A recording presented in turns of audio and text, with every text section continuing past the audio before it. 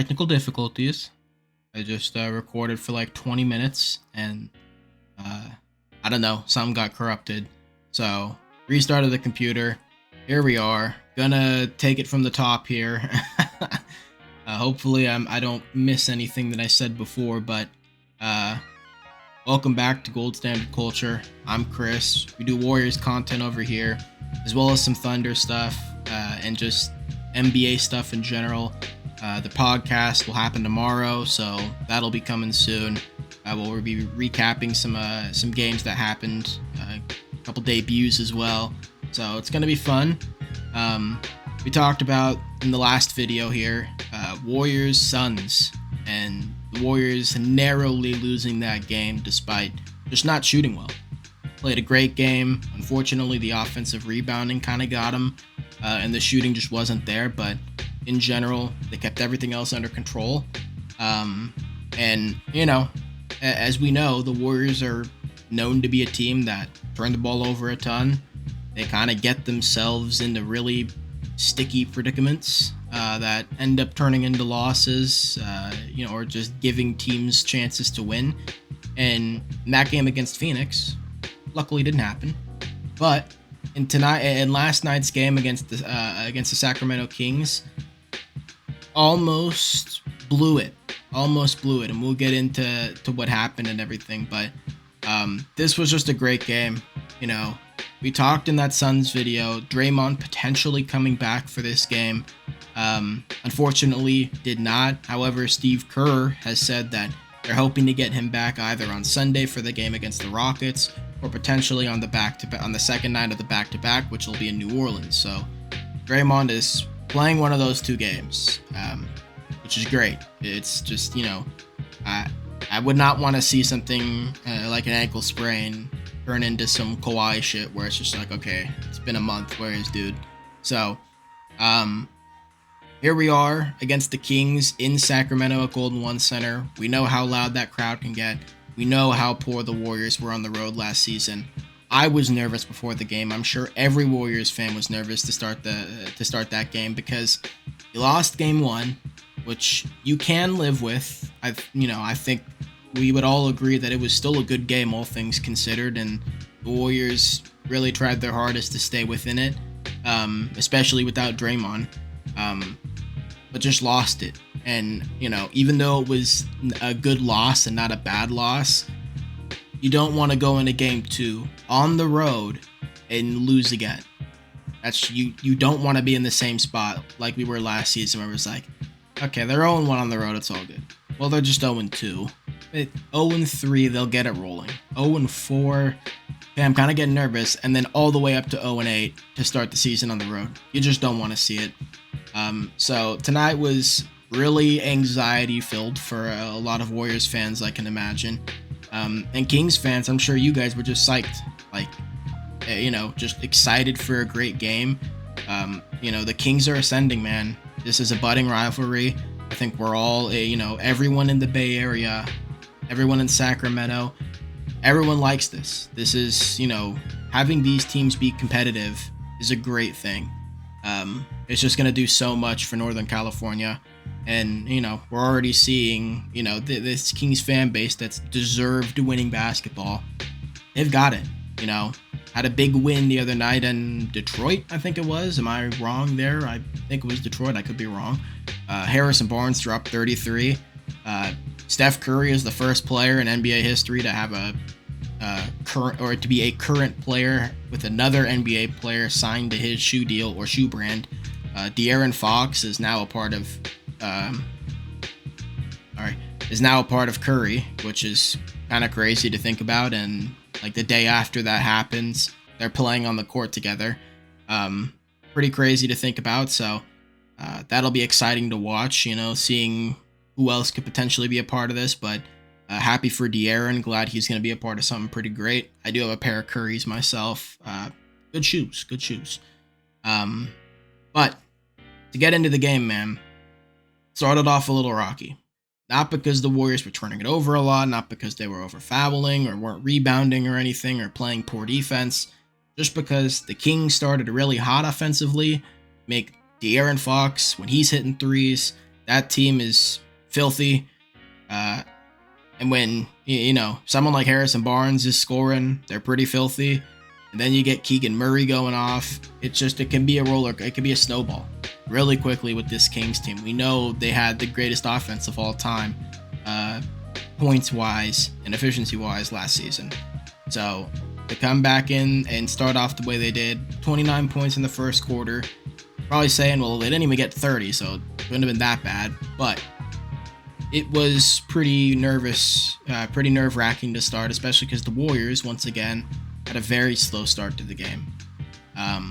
Just the shots weren't falling. Plain and simple, again, took a while for this offense to kind of get rolling. Coffee?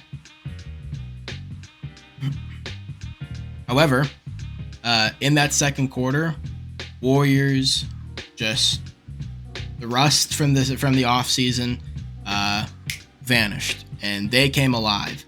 Obviously, I'll open up the box score here. Sorry. First thing you'll notice is, of course, Steph Curry, 41 points at the end of the night, 14 of 19 shooting, 73% from the field, 7 of 10 from 3, 6 of 6 from the line. The dude cannot. There are times where he's just not human, and that was one of them.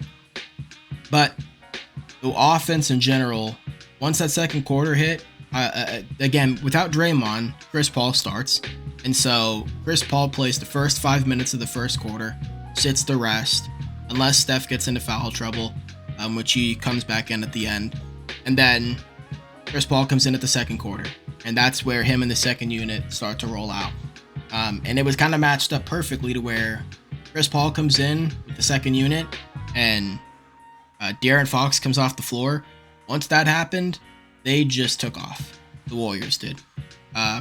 We look at the bench here. Moses Moody and Jonathan Kuminga just had themselves a night. More specifically, Moses Moody. He was incredible. I was completely wrong about Moses. I mean, talking about his role, not knowing what it was going to be, I thought was a fair assessment at the time.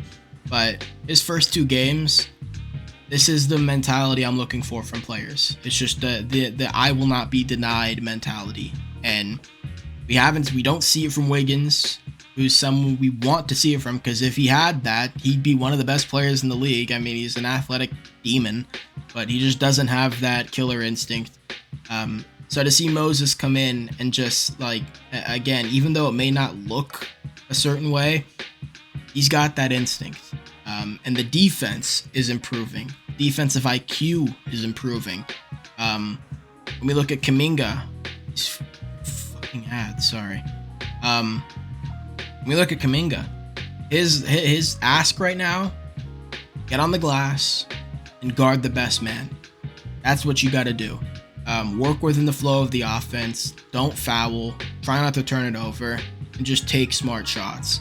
And Kuminga's doing that well too. I mean, he played nearly 30 minutes and only had 3 fouls, guarding De'Aaron Fox, Malik Monk, Keegan Murray. I mean, come on, man. He's killing it.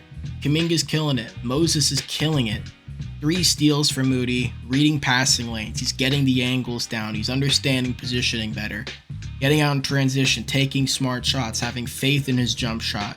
Not looking like a deer in headlights out there. Assertiveness. These 2 are coming along very quickly. And obviously, like I said, to start this, unfortunately, something corrupted with the file and I stopped recording and all that shit. But I was saying, man, Moses and JK, their ask right now is pretty much to be Andrew Wiggins off the bench, a combined Andrew Wiggins. Kuminga's more on the defensive side, Moses more on the offensive side.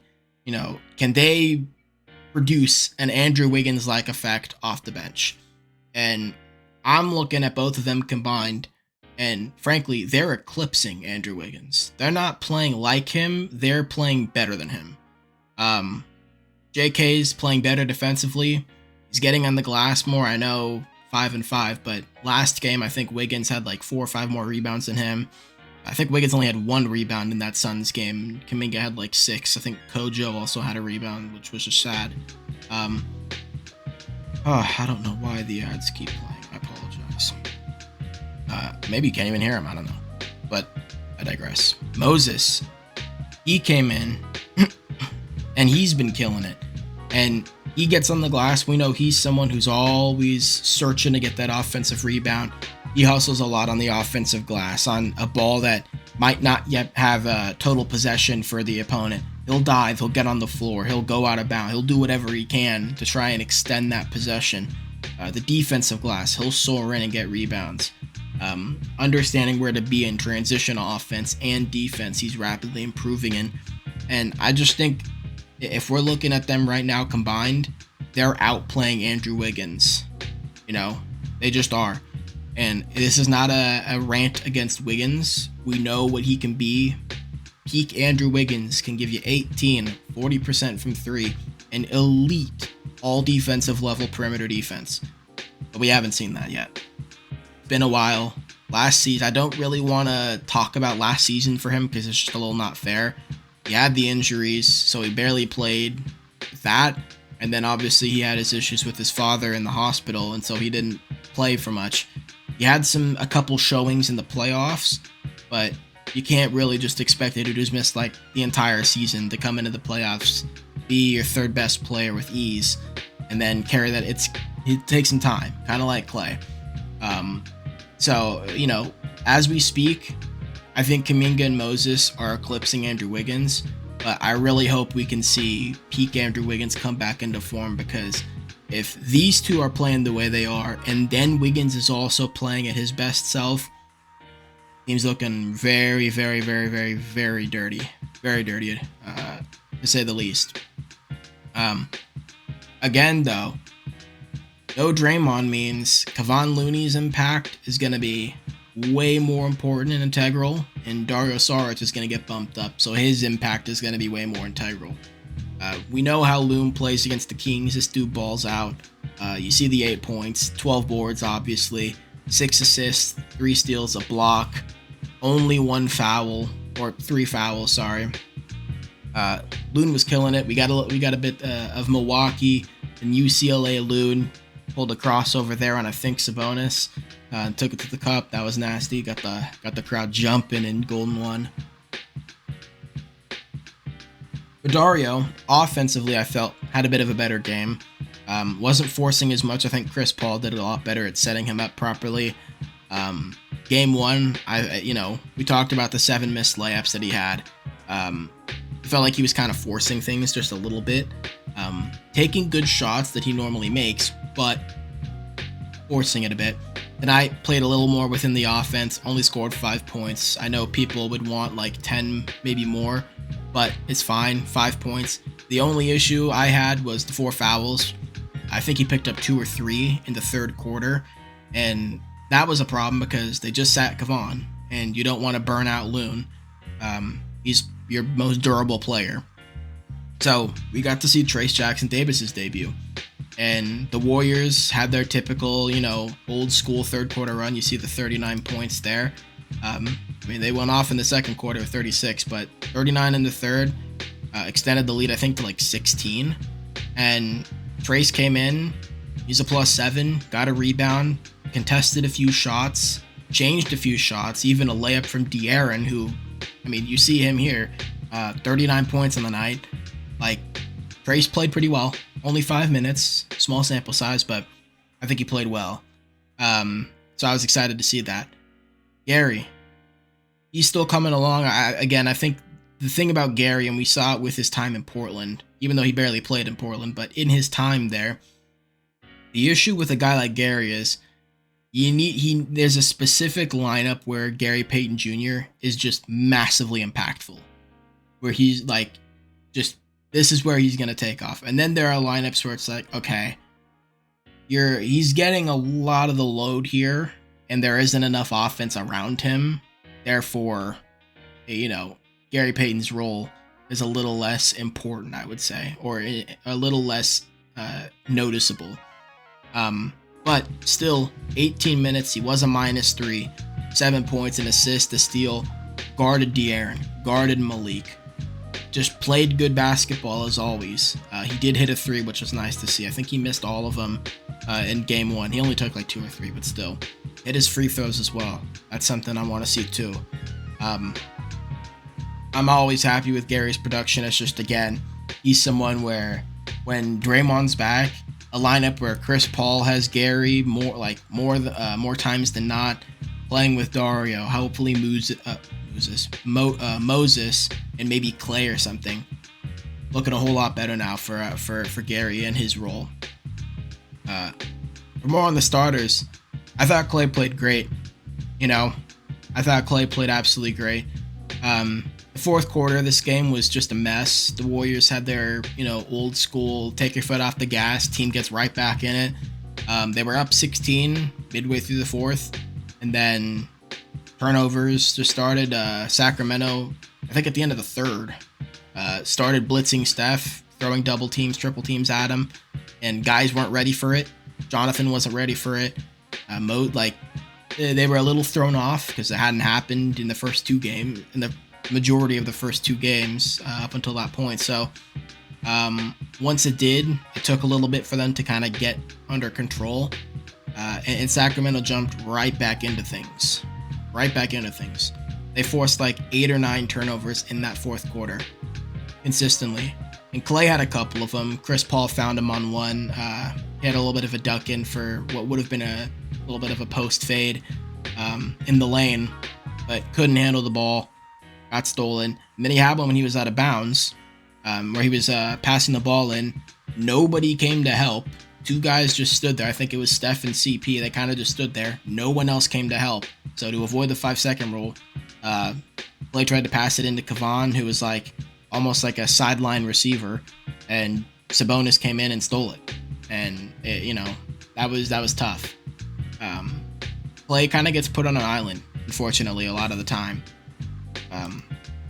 We saw it last season, especially early on. A lot of people criticizing Clay early on last year for kind of having a slow shooting start. But a lot of the times when Clay gets the ball, the movement just stops. Nobody moves around enough. And that kind of forces Clay to, you're not helping him. You're not putting him in a position to be successful when you're not moving, when you're not giving him multiple places to go with the ball.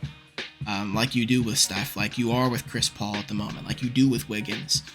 And so, I hope this team can really, help Clay kind of get on track. Because you see tonight, 7 of 12 shooting, 2 of 4 from 3. I know everyone's like, wow, he only took 4 threes. Klay Thompson? He's playing within the flow of the game, man. He's playing a lot better. He was a +4 still. So, you look at the 4 fouls. He had a couple that were a little rough. The 2 turnovers at the end of the game, I wouldn't say are his fault, personally. The pass that kind of duck in over the middle pass, that's just tough to take and shoot at all-in-one in general. That's a very hard angle to catch and shoot the ball because you're turning around, grabbing it, and then turning the other way, lifting up. It's a difficult pass to handle. Not many guys are capable of consistently doing it, so you're not worried about that one. So you count those 2 out. Clay only has 1 turnover in 33 minutes, making some good passes. He played some solid defense. He's held his own defensively. That was a big question for him. Obviously, the movement just hasn't been there for him laterally, but he's playing a lot better in general. Chris Paul. CP has just been a godsend for this team. In 2 games, 21 assists, 3 turnovers. Jordan Poole could never. Okay, I guess they gave Chris Paul a 3rd turnover, so 20 assists, 4 turnovers. Still, Jordan Poole could never. Okay, Chris Paul is exactly what the Warriors needed. Just the consistency on offense, the calmness. When he has the ball, you feel good about things. You feel like, okay, nothing stupid's gonna happen. I remember last season in January when Steph was out, they had that 4-point stretch or 4-game stretch where at the end of the game, the ball was in Poole's hand and he turned it over with like 10 seconds left every single time. And it was just like, what the hell is going on? You don't see that with Chris Paul. You don't see 5 turnovers a game, 6 turnovers, like crazy. And I mean, I know he's 5 of 12 from the field and 0 for 2 from 3, but we know Chris Paul's an efficient player. We know he hits clutch shots. But more importantly, we know he's a stabilizer. And he got that 10 points, that 12 assists. He had the double-double tonight, man. It was a big night for Chris Paul. He killed it. And frankly, you swap Paul for JP, we lose this game. 100% lose this game. You know? And I don't want to shit on Jordan Poole. I have his jersey, man. I like Jordan. But, again, for people who were doubting Chris Paul's impact on this team and what he can provide, this is why they got him. This is why. He just stabilized. Jordan Poole does not do that. Jordan Poole would be like 4 of 16, like 2 of 9 from 3 had he played. Maybe like 4 or 5 free throws, but that's about it. Jordan is he's not in the same spot that this team is. They need the stabilizer, and Chris Paul is doing that to a T. So very happy with his play so far. I know when Draymond's back, Chris Paul's going to look even better because he's going to be on the bench with the other guys, and the bench unit has already been fucking spectacular so far. But with Chris Paul playing more time with them, it's just going to look even better. So I'm thoroughly impressed with him so far. I hope the Warriors fans are enjoying him. I know, to start, it's a little weird to see it. It's Chris Paul. You're not expecting a big-time rival throughout the history of the Warriors in this era to be on your team. But I think he's doing a great job, so credit where it's due. And then Steph, man. I don't want to take it for granted, but this dude is he's not human sometimes. In 8 quarters against the Kings, the last 2 times they've played him, he dropped 50 in Game 7 and then 41 tonight. 14 of 19 shooting, 7 of 10 from 3, 6 of 6 from the line, 73% from the field, 70% from 3, 100% from the... I mean, come on, man. Like, people were trying to say after Damian Lillard dropped 39 on Philly that Dame's better than Steph. It's like, bro, name a time where Dame was even remotely close in efficiency. This shit is insanity to me. Look at that. 35, no fouls either after having 5 the previous night. Come on, dude. I take stuff for granted sometimes, but we gotta stop. Like, this is just unbelievable to see. Like I said to start this, we know how loud Golden One can get. But if there's one guy that fucking silences that crowd like no one else, it's Steph. He just, not to be cringe, but he does put them to sleep. He re-won the game for the Warriors in the 4th quarter and hit the fucking dagger 3 off of a relocation where Wiggins found him. Come on, man. The dude's a monster. Let's be real. I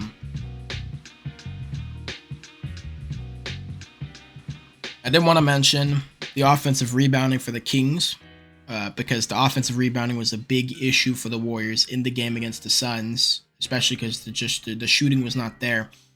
I think the Warriors did a lot better tonight on rebounding. I know in total they lost the battle by 2 boards, but I thought they did way better on the glass. There was a clear, concerted effort to just improve on the glass. I mean, you see everyone got in on the action. GP didn't get one, but he was the only player that did not record a rebound for the Warriors. It was not left to the Wolves, like hopefully Kevon can do all the work and maybe Dario or, hopefully Kuminga steps up. Everyone got in on the action. We know Chris Paul's a solid rebounding guard. He only had 2 tonight, but he did have 6 the other night, I'm pretty sure. So these dudes are really working on the glass. They knew, hey, we probably lost game 1 because of the rebounding. And so they made sure it wasn't going to happen again. And it was awesome to see. Absolutely awesome to see. But getting into the Kings, man. Well, yeah, I already talked about the turnovers. Getting into the Kings. The Kings played a good game. Their offense kind of just stalled out for a bit. They were turning it over a little more than you'd expect, I guess. 14 is kind of a lot. They didn't turn it over much in the second half. They did in the first half. Sabonis played well. Offensively, I know, 7 of 15. He wasn't as aggressive as we've seen, at least in the preseason, where Sabonis was taking those mid-ranges, taking a lot more of those threes. Not letting Kevon just kind of sit back and, expect the pass. Tonight, we saw that. Kevon really leaning off of him, Dario really leaning off of him, letting him just be the playmaker. And that helps this team. That helps the Warriors just keep things kind of... sorry, the headset turned off. We're good. Just keep things under control, And Sabonis still had an insane game. 19, 18 boards, 7 assists, 3 steals. We know he's going to get on the offensive glass. Again, it's like Valanciunas. It's like Steven Adams. They're just monster dudes. That's going to happen. You live with it, but you just try to keep the other dudes off. And they did. I think they did a better job tonight at keeping everyone else off the glass. Keegan kind of leapt in there a couple times, but never at a point where it was a huge deal, thankfully. Keegan also just didn't have a great night, which, boy howdy, that dude is a monster. He is going to be a superstar, man, I'm telling you. Luckily, the Warriors dodged a bullet. Keegan going 3 of 11 from the field, from 3, 6 of 16 from the field. If Keegan has a normal Keegan night, Warriors probably lose this game. Just saying. So they dodged a bullet there. Not to discredit the Warriors, but it's just that Keegan's that kind of player. So obviously De'Aaron played great. 39 points, 4 boards, 4 assists. The dude's, he is a budding superstar. It sucks that he's never really been taken seriously in that category of point guards. But he deserves to be. He's really, really, really freaking good, and he's really hard to stop. And I know everyone's like, well, it's the 3-point shooting. But it's like, dude, he can go get you 25 without having to take a 3. Nobody's shitting on Shai Gilgeous-Alexander for not shooting many threes. He still averages like 30 a game. He's filthy, So the idea that the 3-point shooting is just, it's completely necessary to be considered as that's bullshit. De'Aaron Fox, I think, is a superstar. He had a great game. As you can see, the only positive on that team came in the fourth quarter. Fourth quarter, Fox brought them right back into it, and nearly won it if it weren't for Steph Curry. Kevin Huerter, rough night, buddy. Rough night. 0 of 5 from the field. However, in his defense, he was tasked with guarding Steph. You're not doing him any favors. Kevin Huerter, I don't consider him a bad defender, but he's not a good defender. He's kind of just like mediocrely okay, which is not good enough to be putting on a dude who just dropped 50 points on you in the playoffs. You probably want someone else on him. Frankly, I thought Keegan Murray would have played on Steph a little more, but Kevin Huerter got most of the work, so it was not going to be a fun night for Huerter and his folks watching at home. So, yeah, man. Not mad at Keegan, but it is what it is. Harrison Barnes did his thing in the first quarter, then disappeared. Typical. Kings fans knew after game 1 where Harrison dropped 33 points. Everyone was like, okay, Harrison Barnes coming alive. I think Kings fans were like, no. No, it's not. No, he isn't. This is a one-off. Insert the Shaq meme if I'm familiar with your game, Bezhnikov, that was a cool sighting, In the preseason, the Warriors played the Kings twice. He didn't make any shots. He took a couple threes, but he didn't make anything. So it was cool last night to see him hit a couple threes. He does have a funky release, quick as shit. But I understand why there's a lot of intrigue around him. And, 10 points off the bench, +1. Again, not many positives, but he was one of them. 4 of 6 from the field. He had himself a nice night. I think right now for him, obviously, I think the big thing is just he's new. He's new to the country. He's new to this league, new to the talent. In a year, maybe 2, I think this dude is going to be a pretty, like a Bojan Bogdanovic kind of impactful guy. So It's just going to take some time. Let him get used to things a bit, but he's a good find for the Kings, and I hope everything works out there. Davion surprisingly did not really do much tonight. Davion's a pest, man. Warriors fans know, Kings fans know, this dude is one of the better perimeter defenders in the league. Probably top 3 in terms of guards at this point. Who would we consider? Marcus Smart, Drew Holiday would be after that. I mean, probably, Davion, DeJounte Murray, kind of in that category, you know what I mean? He's very good defensively. And in those preseason games, Davion kind of tagged the Warriors. Scored a lot. Even in the playoffs, I think Davion scored quite a bit. So tonight, to see him only take 2 shots, miss both of them, score 0 points, pretty much do nothing but get a steal. A little rough for him because we know how good he is. So, I'm not going to expect that the next time the Warriors play the Kings. I'm sure Davion will put up at least 10. Hit a couple threes too. Of course he would. Malik Monk. Really odd night. I was expecting a lot more aggressiveness from him. They played Duarte a lot, and Duarte did not do well. He did not do well. And again, similar to Mitchell, we know Chris Duarte is a good point guard. He's a good kind of Malcolm Brogdon-like player, but he did not look good tonight or last night. Didn't play very well defensively. Didn't do much offensively in general. I mean, you see the 1 of 7, 0 of 4 from 3. He had a really ugly 3 in the corner that hit the side of the backboard on some finals Amon Shumpert shit. Just a rough night. I was just shocked they didn't play Malik Monk as much because, you got Chris Duarte because he's a smart, a young veteran playmaker. And Malik Monk just did better as a playmaker. So, I don't know, man. Hopefully Chris Duarte can kind of get back to what he was his rookie year, because if the Kings can get that from him, they're a dangerous team, even more than they already are. Colby Jones also barely played. He played the final couple seconds of the game. That was it. Didn't see any Alex Len.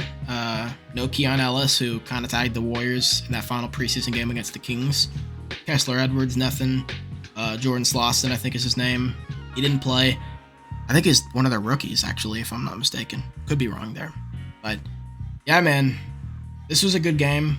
I'm just, we've seen the Warriors last season start 0 of 8 from 0-8 on the road. So, to not go 0-2 to start the year and have that second one be a rough loss at home, on the road after blowing a 16-point lead, it's just nice. It's just nice. It was ugly at the end. It would have been a fantastic win had they kept it together, but I'm frankly glad it ended as poorly as it did, because it showed, again, growth from last year. Last season, they lose this game. This season with Chris Paul, they won. No Draymond. So, big win for the Warriors. As of right now, we're going to be doing that again, that cringe, best win of the season shit. It's their only win, but so far, off to a great start. Not mad about the Phoenix loss. Could be 2-0 right now, but it is what it is. They're 1-0 on the road. Road trip. Sunday they play the Rockets, potentially having Draymond back. The Rockets just lost to Wemby and the Spurs in overtime. Van Vliet's playing okay. Şengün's playing like a fucking demon. He's a monster. We already know that. They don't have KJ Martin anymore. He's on the Clippers. KJ Martin was a pest against the Warriors. Jayshawn Tate's going to be playing. I don't think he played much last season. Injuries. We'll see what Jalen Green's looking like. He's kind of had a weird start. He's an inefficient dude, so we'll see how that goes. They do have Dylan Brooks and the Curry stopper, supposedly in his mind. We'll see what happens there, but yeah, and an Amen Thompson sighting. I'll be excited for that, man. I'm very high on that dude. I'm high on the Thompson brothers in general, so Oakland zone, you know what I'm saying? Gotta support the East Bay. But then they play the Pelicans on Sunday or on Monday on a back-to-back. So, like I said, Draymond could be on either one of those. So it's gonna be fun to see. Potentially having Draymond back if he's back against the Pelicans. That's going to be more important than against the Rockets, because Zion's a fucking problem, and Brandon Ingram, and Valanciunas. They're a problem, man. They are a problem. they could stay healthy. Like we saw last season, the Pelicans can be one of the best teams in the league. But gonna be a big game, and back to back. Could see that first game for Brandon Pajemski, and I think he'll be perfectly fine. Like I said, not worried about him whatsoever. The dude is purely cut for the league. Oh, Jesus Christ. Okay. Another corruption. Don't know what happened. However, got some video repair software that fixed this current one that I did, so that's good. I did check up on where I left off. Apologies. This is that was kind of annoying. Hopefully it doesn't happen again, but we were talking about Brandon Pajemski, just finishing up there and closing out the video. Yeah, man, not worried about pods at all. He's ready for the league. He's cut for the league. We saw him in the preseason. We saw him in summer league. He has the aura about him. He's got the feeling, the touch, the understanding. He already grasps the offense. Probably already around the Dante DiVincenzo level. Genuinely, as far as being on the Warriors. We're not going to see that really come to fruition probably this season, I imagine. Potentially, maybe. But at least as of right now, probably not going to see that. So,